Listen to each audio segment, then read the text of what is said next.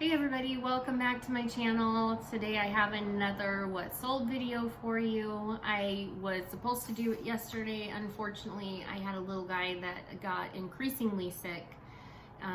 He was sick the day before, as you saw in my previous video, and he ended up getting super dehydrated to the point where we had to take him in to get an IV and stuff. Fortunately, he's doing amazing now, and he's actually, you can probably hear him in the background playing Minecraft. He's now so happy that he's back to playing Minecraft. He was so sick that he didn't even want to play. I have been trying to start doing, this is my third what sold video, and because of the fact that I don't have time currently to figure out how to do a normal what sold video where you superimpose the video or the little picture of what sold next to me on the screen, I've decided to just for now do, shh, that's him in the background. I've decided right now to just do daily or every other day what sold videos so that before I ship the items out, I can actually show them to you right in person. So we're gonna get started on that. I have 6 items that are supposed to ship out. Since I started doing this, I do have 2 other items, so those ones are going to be going on the video that shows what sold for today that I will be doing tomorrow. So I like using my hands apparently. All right, let's get to it. I like to be transparent on all of this kind of stuff because honestly, I feel like it's helpful. It was super helpful to me when I was learning how to do this because I learned how to do this from watching everybody on YouTube, including Nicole State, Mogi Beth, McThrifty. Those are like 3 of my favorite ladies, and I think they're just awesome. There's more, Becky Park. She's another one that I love watching, and I think they're just awesome. So I watch their videos all the time to see what they're doing, what kind of stuff they're selling, because it's always important to keep yourself increasingly educated on anything that's going on in the reselling world and people that are, ahead of you, that have been doing it longer than you have. I love watching that kind of stuff because there may be stuff they know that I don't. Another one of my favorites, which is a husband and wife, is the bin pickers. I think they're awesome. The husband cracks me up because every once in a while he wears these weird hats.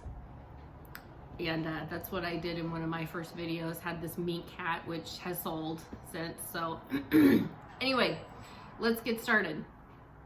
First item I have, which I've had for a while, and so I let it go for a very small price, is these Hollister flannel shorts.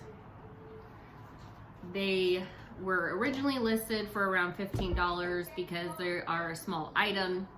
I like to get my items sold quickly. I don't like them sitting in my closet, so if I can make money on something and get it through my closet and get it gone so I can move on to something else, I'm happy with excuse me, I'm happy with that. So this item I listed for $15. The customer offered me $8, which is about half. And because I've had it for quite a while, I was perfectly fine with that. Poshmark fees were $2.95. Net earnings were $5.05. Since I got it at the bins, it only cost me 37 cents. So my actual profit on this item was $4.68, which isn't too bad considering the fact that it only cost me 37 cents at the bins. So I am happy with that. Let's see, next item is, I've had this for a little bit, but not terribly long. This is, I'm taking the number off of it, an Ariat Tech zip up vest. You can see the tag right there. Ariat is a good brand for selling And so I grabbed it, especially since it's Ariat Tech. I hadn't seen that before, so I thought that was interesting. Anyway, so I listed this item at $25. Shh, boys. A customer recently offered me $15 for it, which is more than half of what I listed it at, and I'm perfectly happy with that. So my Poshmark fees were $3 for that item. Net earnings were $12. Since I got it at the bins, which I get most of my stuff at, it cost me 76 cents, and that made my profit $11.24, which is pretty good. Now, let's go on to the next item. The next item is this Norma Kamali sleeveless hooded kind of sweatshirt, and it has kind of a V-neck to it.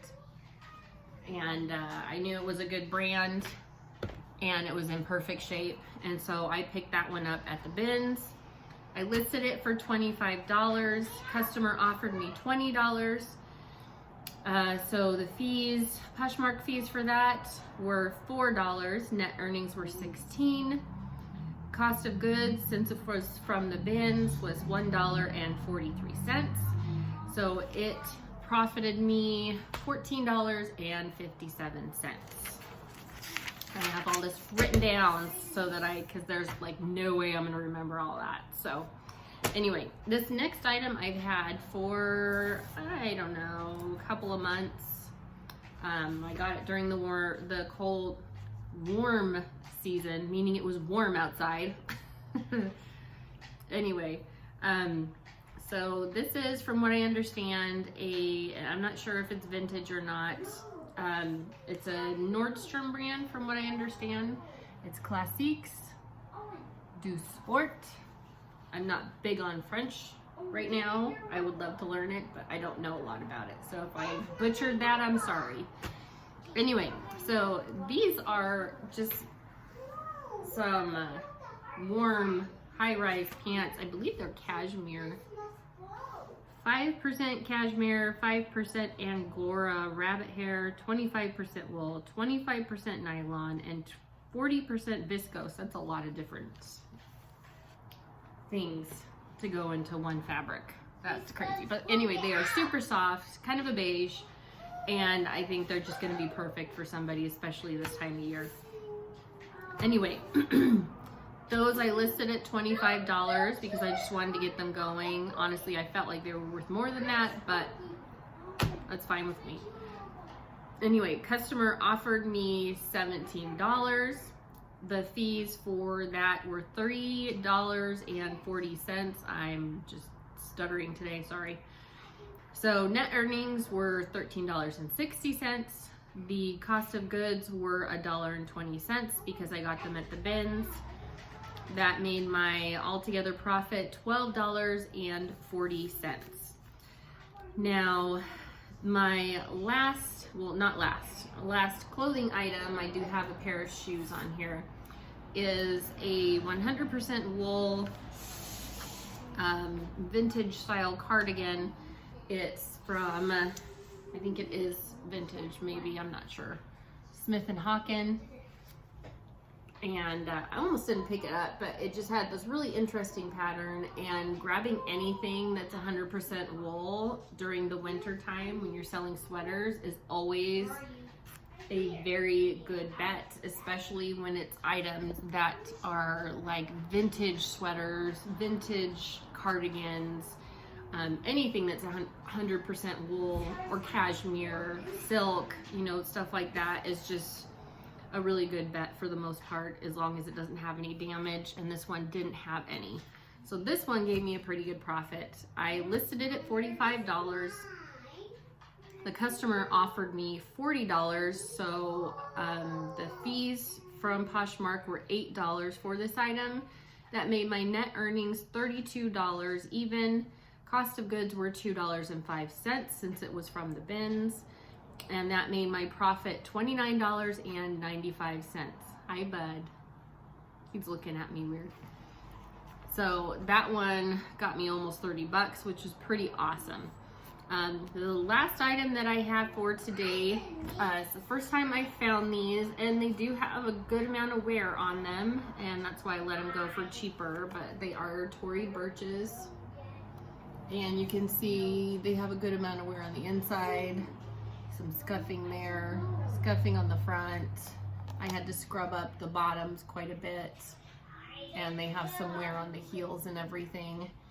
And so I let them go for a lower price, considering the flats for Tory Burch don't really go for as much resale as I originally had thought they were going to go for, because everyone makes such a big deal about finding Tory Burch flats. They go for a good amount when they retail, but resale doesn't really seem to be all that much for them unless they are in brand new condition. So anyway, I listed these at $35.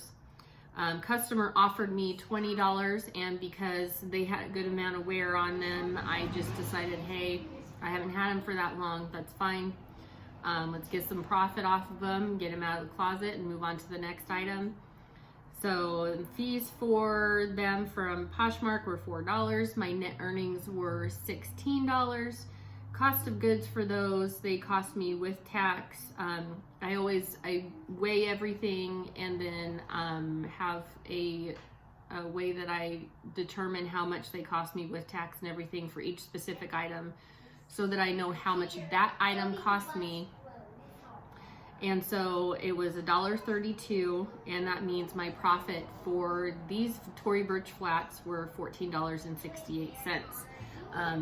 I'm sure I will do a video eventually where I kind of walk you guys through how I determine prices and stuff like that.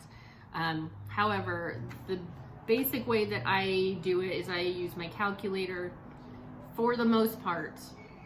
Most of the time, my bins hauls end up being $1.49 a pound, because they're always over 25 pounds, but they are almost always under 100 pounds. So I'm always pretty much in the $1.49 a pound range.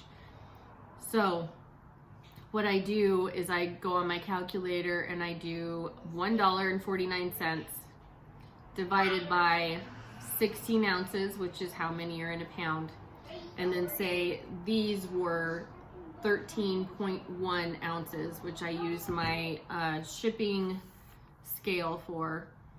And so I do, let's do that again, 149 divided by 16 ounces times 13.1 ounces, and that will tell me exactly how much before tax these shoes ended up costing me.